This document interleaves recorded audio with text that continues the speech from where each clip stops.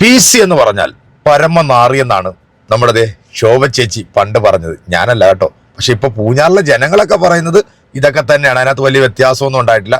നമുക്ക് അതൊട്ട് മാറ്റാനും നമ്മൾ തയ്യാറല്ല. കാരണം വെച്ച് കഴിഞ്ഞാൽ അതങ്ങനെ തന്നെയാണെന്നേ. ഇപ്പം തെരഞ്ഞെടുപ്പൊക്കെ അടുത്ത് വന്നപ്പോഴത്തേക്ക് കേരളത്തിലെ BJPക്ക് 8ന്റെ പണിയാണ് നമ്മുടെ കേന്ദ്രം കൊടുത്തിരിക്കുന്നത്. SAR എന്ന് പറഞ്ഞൊരു സംഭവം ഇപ്പൊ കേരളത്തിൽ ഇറങ്ങിയിട്ടുണ്ടല്ലോ. ഇതിനെ കുറിച്ചിട്ട് BJPക്കാരോട് ആരെങ്കിലും പത്രക്കാർ ചോദിച്ചാൽ പിന്നെ അവര് പൊട്ടിത്തെറിക്കും. അപ്പൊ നമ്മുടെ PC അപ്പിയോടും പത്രക്കാർ ചോദിച്ചപ്പോഴത്തേക്ക് അപ്പി പറഞ്ഞ എന്താണെന്നും നമ്മുടെ ശോഭ ചേച്ചി പണ്ട് PC ജോർജിനെ കുറിച്ച് പറഞ്ഞു. ഇപ്പൊ രണ്ടുപേരും ഒരു പാളയത്തിലാണല്ലോ സഞ്ചരിച്ചുകൊണ്ടിരിക്കുന്നത്. തൊലിക്ക് കാണ്ടാമൃഗത്തിനെക്കാട്ടിലും കട്ടിയുണ്ടെങ്കിൽ ഈ പ്രസ്ഥാനത്തിന്റെ ഭാഗമായി നിൽക്കാൻ പറ്റത്തുള്ളൂ. അതുകൊണ്ടാണ് ഈ അപ്പനും മകനും ഇപ്പൊ പൂഞ്ഞാറും പാലയും എന്താണ് ഞങ്ങളങ്ങ് പിടിച്ചങ്ങ് അടക്കി കളയുമെന്ന് പറയുന്നത്. പക്ഷെ പൂഞ്ഞാറിലെ ജനങ്ങളുണ്ടല്ലോ, അവര് തലയ്ക്ക് വിവരവും ബോധമുള്ളവരാ. 7 പ്രാവശ്യമാണ് പൂഞ്ഞാറിലെ ജനങ്ങൾ ഈ പബ്ലിക് ക്ലോസറ്റിന്റെ അടുത്ത് തലയിൽ വെച്ചത്. എന്നിട്ട് അവരുടെ തന്തയ്ക്ക് വിളിച്ചത് നമ്മൾ കേട്ടല്ലോ. വിവരം എന്ന് പറയുന്നത് അടുത്തൂടെ പോലും പോയിട്ടില്ലാത്ത ഈ ഒരു പോങ്ങൻ ഇപ്പം ഈ ഒരു വിഷയത്തെക്കുറിച്ച് ചോദിച്ചപ്പോഴത്തേക്ക് അവിടുത്തെ ക്രൈസ്തവരെ കുറിച്ച് പറഞ്ഞാൽ നിങ്ങൾ കേൾക്കണം കേട്ടോ. കാരണം ഇവന്റെ പിന്നാലെ നടക്കുന്ന നല്ല ക്രൈസ്തവ സമൂഹത്തിൽപ്പെട്ടുള്ള ആരെങ്കിലും ഉണ്ടെന്നുണ്ടെങ്കിൽ നിങ്ങൾ മനസ്സിലാക്കിക്കൊള്ളുക, ഇവനും ഇവന്റെ മകനും അവന്റെ കുടുംബവും സുഖസുന്ദരമായിട്ട് ജീവിക്കാൻ വേണ്ടി മാത്രം, അല്ലെങ്കിൽ അവന്റെ സ്വത്തുക്കൾ സംരക്ഷിക്കാൻ വേണ്ടി കേരളത്തിൽ ഇവർക്ക് രാഷ്ട്രീയമില്ലാതെ പിടിച്ചു നിൽക്കാൻ പറ്റില്ല എന്നുള്ളത് നമുക്കെല്ലാവർക്കും അറിയാം. അതുകൊണ്ടാണ് BJPയുടെ ഭാഗമായി നിന്നുകൊണ്ട് സ്വന്തം സമുദായത്തെ വരെ തള്ളി പറയുന്ന ഈ വൃത്തികെട്ടവന് വോട്ട് കൊടുക്കണോ വേണ്ടേ എന്നുള്ളത് എൻ്റെ പ്രിയപ്പെട്ട നല്ലവരായിട്ടുള്ള വോട്ടർമാരെ നിങ്ങൾ തന്നെ തീരുമാനിക്കുക. നമുക്ക് ഈ വാർത്ത ഒന്ന് കേൾക്കുന്നതോടൊപ്പം തന്നെ നമ്മുടെ ശോഭ ചേച്ചി പറയുന്നതും കേൾക്കാതെ പോരുത് കേട്ടോ. അപ്പൊ എന്താണ് നമ്മുടെ പൂഞ്ഞാറിന്റെ അപ്പിക്കുട്ടൻ പറയുന്നത്? പാല എന്ന് പറഞ്ഞാൽ അതൊരു പുണ്യഭൂമിയാണെന്നാ. കേരളം എന്ന് പറഞ്ഞാൽ അതൊരു പുണ്യഭൂമിയാടാ. അതുകൊണ്ടാണ് നിന്നെപ്പോലുള്ള ക്ഷുദ്രജീവികളെന്നും കേരളത്തിലെ നല്ലവരായിട്ടുള്ള ജനങ്ങൾ തെരഞ്ഞെടുക്കാത്തത്. അല്ലാതെ പാല മാത്രമല്ല, കേരളം മൊത്തത്തിൽ പുണ്യഭൂമിയാണ്, ദൈവത്തിന്റെ സ്വന്തം നാടാണ്. മതത്തിന് അതീതമായി ചിന്തിക്കുന്ന മനുഷ്യനെ മനുഷ്യനായി കാണുന്ന ആളുകളാണ് ഞങ്ങൾ കേരളത്തിലുള്ളവർ. ഇതിനകത്ത് ജാതിയും മതമൊന്നുമില്ല. ഇലക്ഷന് നേരിടുമ്പോൾ ജനങ്ങൾക്ക് ഗുണമുള്ള, തലയ്ക്കകത്ത് വിവരവും ബോധമുള്ള, ജാതിക്കും മതത്തിനും അതീതമായി ചിന്തിച്ച് ഈ നാട്ടിലെ എല്ലാവർക്കും വേണ്ടി പ്രവർത്തിക്കുന്ന ഒരാളെ വേണം നിങ്ങൾ തിരഞ്ഞെടുക്കാൻ. നമുക്ക് വാർത്തയിലേക്ക് പോകാം. എങ്ങനെ തോന്നി കണ്ടിട്ട്? എന്നാലും സ്ഥാനാർത്ഥിയുടെ അഭിപ്രായം കേൾക്കാം. ഈ പെണ്ണോട് രക്ഷയില്ല. വളരെ അനുകൂലം അവന്. വളരെ അനുകൂലം എന്ന് മാത്രമല്ല, നമ്മുടെ ആളുകളെല്ലാം ഭയങ്കരമായ സന്തോഷത്തിലാണ്. കാരണം എന്താ വെച്ചാൽ കഴിഞ്ഞ 5 വർഷം ഒന്നും നടന്നിട്ടില്ല. അപ്പം വേറൊന്നുണ്ടായി, ഞാനിവിടെ MLA ആയിരുന്നല്ലോ നേരത്തെ. എൻ്റെ ഒരു കാലഘട്ടവും ഈ കഴിഞ്ഞ 5 വർഷം ഇത് തമ്മിൽ താരതമ്യപ്പെടുത്തുക ജനം. ആ താരതമ്യ പഠനം ദൈവാനുഗ്രഹം കൊണ്ട് വളരെ അനുകൂലമാക്കി, എനിക്ക് അനുകൂലമായി മാറി എന്നതാണ് സത്യം. അതിപ്പോൾ ആരോട് ചോദിച്ചാലും പറയും. ആ അനുകൂലം എന്ന് പറയുന്നത് ജനങ്ങളുടെ ഒരു മനസ്സാണ്. ആ നല്ല മനസ്സിന് നന്ദി. തീർച്ചയായും ആ മനസ്സിനോടൊപ്പം നിന്ന് അടുത്ത 5 വർഷം, അടുത്ത 2029 ഇലക്ഷൻ ഉണ്ടാവും എന്നാണ് പറയുന്നത്. എത്ര നാൾ കിട്ടുന്നു അത്രയും നാളും വളരെ ആത്മാർത്ഥമായി പ്രവർത്തനം നടത്തും. ന്യൂനപക്ഷ വോട്ടുകൾ വളരെ നിർണായകമായ മണ്ഡലമാണ് പൂഞ്ഞാർ. അപ്പോൾ അത് BJP സ്ഥാനാർത്ഥിയായി വരുന്ന PC ജോർജിനെ അവരെങ്ങനെ കാണും? BJP സ്ഥാനാർത്ഥി PC പറയാൻ വരുന്നത്. പിന്നെ എന്താ പ്രശ്നം? ന്യൂനപക്ഷമാണ് ഞാൻ. ഏറ്റവും കൂടുതൽ ക്രിസ്ത്യാനിയുള്ള സംസ്ഥാനം മുഴുവൻ ഭരിക്കുന്നത് BJPയാണ്. ആരാ മുഖ്യമന്ത്രി? ക്രിസ്ത്യാനിയാണ്. മനസ്സിലായി? ക്രിസ്ത്യാനി ആരാ? BJPക്കാരന്. ഇത് ഒരു പത്രം കേരളത്തിൽ എഴുതുന്നില്ല. സങ്കടകരമാണ്. ഇപ്പം മണിപ്പൂർ വലിയ വഴക്കും അടിയാണ്. അവിടുത്തെ മുഖ്യമന്ത്രി ആരാ? BJPക്കാരനാണ്. മനസ്സിലാകണം. അവിടെ 32% ക്രിസ്ത്യാനിയുള്ളൂ. നമ്മുടെ ആ മേഖല മുഴുവൻ ക്രിസ്ത്യാനി. 5 സംസ്ഥാന മുഖ്യമന്ത്രിമാരുണ്ട് BJPക്ക്. അപ്പോൾ പിന്നെ ക്രിസ്ത്യാനിയെ കുറ്റം പറഞ്ഞ കാര്യമുണ്ടോ? അല്ല, പൂഞ്ഞാറിലെ ന്യൂനപക്ഷം എന്ന് പറയുമ്പോൾ ക്രിസ്ത്യാനികൾ മാത്രമല്ല, മുസ്ലിം ഭൂരിപക്ഷം വളരെ പ്രധാനമാണ്. ഒരു കാലത്ത് PCയുടെ ഉറച്ച വോട്ട് ബാങ്ക് ആയിരുന്നു. അവർ വിട്ടുപോയോ? അതല്ല രസം. ഇപ്പം കൂട്ടിക്കലായിരുന്നു. കൂട്ടിക്ക് വെച്ച് ഒരു മുസ്ലിം സുഹൃത്ത് അങ്ങനെ ഇങ്ങോട്ട് ഇങ്ങനെ കാണിച്ചു കൊടുത്ത ഇത് ഇങ്ങനെ ഇന്ന് മെമ്പർഷിപ്പ് എടുത്ത പാർട്ടി മെമ്പർഷിപ്പ് മനസ്സിലായില്ലേ? പേരൊന്നും പറഞ്ഞാൽ ന്യൂനപക്ഷം ഒന്നും വിട്ടുപോയിട്ടില്ല. എല്ലാവരും ഇങ്ങനെ ഫീസുകൾ കൊടുത്തുണ്ട്, സ്നേഹിക്കുന്നുണ്ട്. അതായത് കഴിഞ്ഞ തവണ ചില പ്രചരണം നടന്നു വളരെ മോശമായിട്ട്. ആ പ്രചരണം ഒരു പരിധിവരെ എന്നെ ഉപദ്രവിച്ചു. എന്നെ അറിയുന്ന ഈരാറ്റുപേട്ടക്കാർ അത് വിശ്വസിക്കില്ല എന്നൊരു പൊട്ട ബുദ്ധി ലഭിക്കാൻ. അതുകൊണ്ട് ഞാനും മൈൻഡ് ചെയ്തില്ല. പക്ഷേ അടിയിട്ട് കഴിഞ്ഞപ്പോഴാണ് മനസ്സിലായി.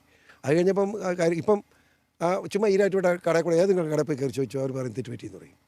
ആ നിലയിലായിട്ടുണ്ട് എന്ന് വിചാരിച്ച് ഞാൻ പേട്ടയിൽ ഒന്നും മിണ്ടുന്നില്ല. എന്നറിയോ? അവരുടെ മനസ്സ് എന്താണെന്ന് അവർ തീരുമാനിക്കട്ടെ. ഞാൻ അവരെ ഉദ്ധരിക്കാനോ അവരെ രാഷ്ട്രീയമായി ഉപയോഗിക്കാനോ ആഗ്രഹിക്കുന്നില്ല.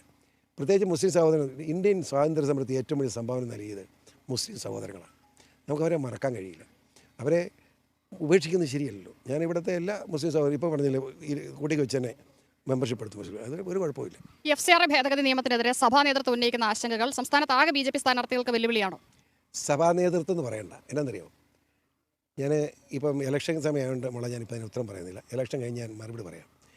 ഇവിടെ കുറേ ആളുകളുണ്ട്, കുറേ പിതാക്കന്മാരുണ്ട്. കോൺഗ്രസ് പറഞ്ഞു, കോൺഗ്രസ്സിൽ ഇത് പ്രളയം നിയന്ത്രിക്കുന്നത്. അതിന് അബദ്ധ വിചാരമായിട്ട് നടക്കുന്ന ബിഷപ്പന്മാർ ഇതിൽ അപ്പുറത്ത് വർത്തമാനം പറയും. മനസ്സിലായില്ലേ? ഞാനിതൊന്നും മൈൻഡ് ചെയ്യുന്നില്ല. ക്രിസ്ത്യാനി മൈൻഡ് ചെയ്യില്ല. മെത്രന്മാർ പറയുന്നിടത്തുള്ള വോട്ടുണ്ടെങ്കിൽ പിന്നെ എന്ത് എളുപ്പമായിരുന്നു. കോൺഗ്രസ് എങ്ങനെ പിന്നെ പിണറായി വിജയൻ ഇവിടെ ഭരിച്ചത്?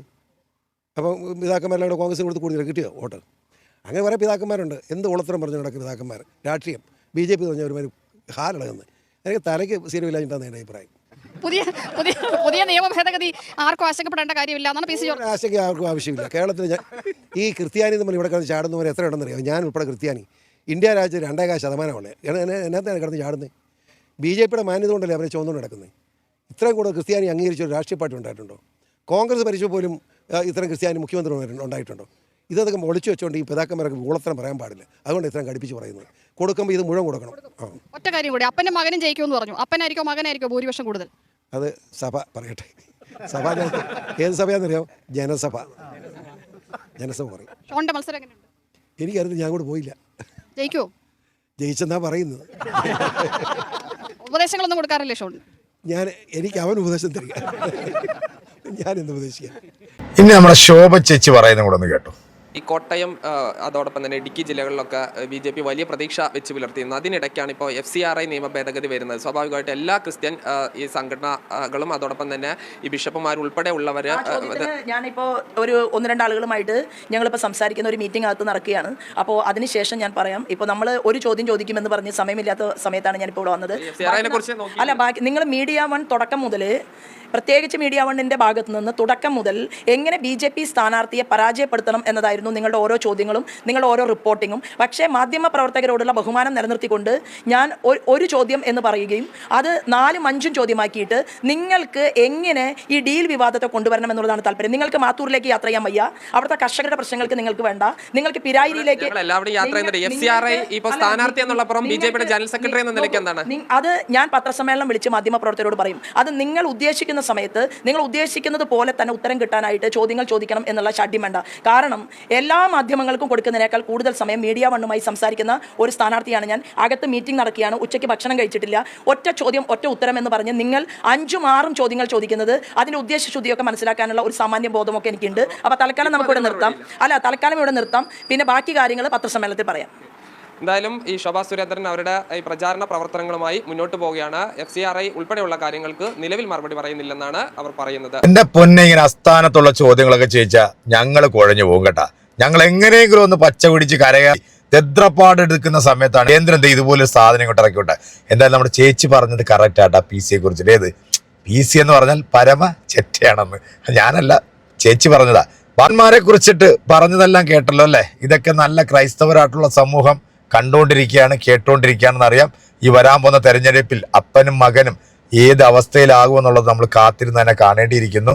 അപ്പം പിതാക്കന്മാരും മെത്രാന്മാരുടെയൊക്കെ തലയ്ക്ക് വെളിവില്ലെന്നാണ് ക്രിസ്ത്യാനികൾക്ക് വേണ്ടി, ക്രിസ്ത്യാനികളുടെ ഉന്നമനത്തിന് വേണ്ടിയാണ് ഞാൻ പ്രവർത്തിക്കുന്നത് പറയുന്ന വേട്ടാവളിയും പറയുന്നത്. അപ്പം നിങ്ങൾ ശ്രദ്ധിക്കുക, ഇവൻ സാത്താന്റെ സന്തതിയുമല്ല, ഇവൻ യൂദാസിന്റെ ഗണത്തിൽപ്പെട്ടതാ.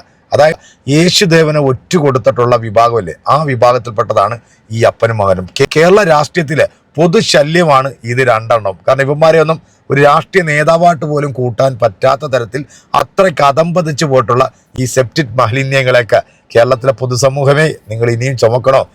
എന്തായാലും ഒരു മുസംഗിയെ കൊണ്ടുവന്ന് മെമ്പർഷിപ്പൊക്കെ എടുത്തിട്ട് നിർത്തിയിട്ടുണ്ട്. ഇവിടുത്തെ ജനങ്ങൾ മൊത്തം ലവന്റെ കൂടെയാണെന്നാണ്. ഒരു കോപ്പുമല്ല. ഈ വരാൻ പോകുന്ന തെരഞ്ഞെടുപ്പിൽ ഏറ്റവും ദയനീയമായി പരാജയപ്പെടാൻ പോകുന്ന 2 വേട്ടാവളിയന്മാർ ഇവർ തന്നെയായിരിക്കും. എവിടേക്കോ എന്തൊക്കെയോ വിജയ പ്രതീക്ഷകൾ ചില സ്ഥാനാർത്ഥികൾക്ക് BJPക്ക് ഉണ്ടായിരുന്നു. പക്ഷെ അവിടെ 8ന്റെ പണി പോലെയാണ് ഈ SAR എന്ന് പറയുന്ന ഈ സംഭവം ഇപ്പോൾ വന്ന് ചാടിയിരിക്കുന്നത്. ഇനി ഇവന്റെയൊക്കെ ആസനം താങ്ങി ക്രിസംഗികളോ കൂസന്മാരോ ഉണ്ടെങ്കിൽ നീയൊക്കെ കേരളത്തിന്റെ ശാപമെന്നല്ലാതെ വേറൊന്നും പറയാനില്ല. നിങ്ങളുടെ അഭിപ്രായങ്ങൾ അറിയിക്കാൻ അടുത്തൊരു വീഡിയോ കാണാം. ബൈ.